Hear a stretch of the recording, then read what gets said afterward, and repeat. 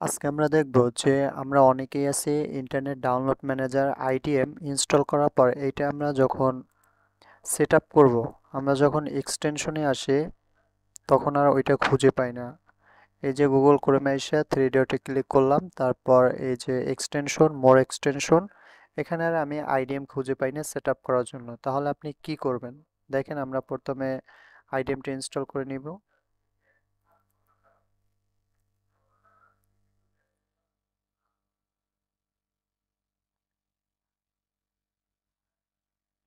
দেখেন, আমরা প্রথমে আইডিএম ইনস্টল করি। I accept.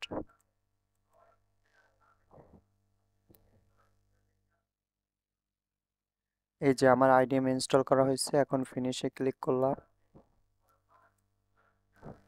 দেখেন, এই যে আইডিএম কিন্তু ইনস্টল হয়েছে, আমারে দেখাইতেছে যে আপনি গুগল ক্রোমে যাইয়া থ্রি ডটে ক্লিক করবেন, তারপর এই মোর টুলস, ওখান থেকে এক্সটেনশন, এক্সটেনশন থেকে এই যে আইডিএমটা এনাবল করে দিতে হবে। দেখেন, তাহলে আমরা এটা ক্লোজ দেই, আমরা একটা ব্রাউজারে আসি। দেখেন, এই যে আমি থ্রি ডটে ক্লিক করলাম, এখান থেকে এক্সটেনশন, ম্যানেজ এক্সটেনশন, এই যে দেখেন এই জায়গায় কিন্তু আইডিএম নাই। তাহলে আমরা কি করতে পারি? আইডিএম তো তাহলে আমরা সেট আপ করতে পারি না। তখন আপনি কি করবেন? আপনি আবার দিস পিসিতে আসবেন, দিস পিসি থেকে সি ড্রাইভ আসবেন, সি ড্রাইভ থেকে প্রোগ্রাম ফাইল, আচ্ছা প্রোগ্রাম ফাইলসে আসেন। এই জায়গা থেকে দেখেন ইন্টারনেট ডাউনলোড ম্যানেজার, এটার ভিতরে আসেন। এটার ভিতরে আসার পর আপনার খুঁজতে হইবে আইডিএম।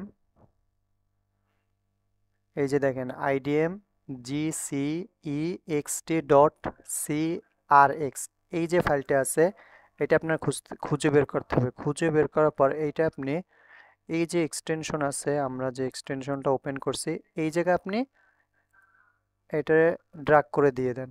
এই যে এই ফাইলটারে এই জায়গায় ড্রাগ করেন, এরপরে অ্যাড এক্সটেনশন।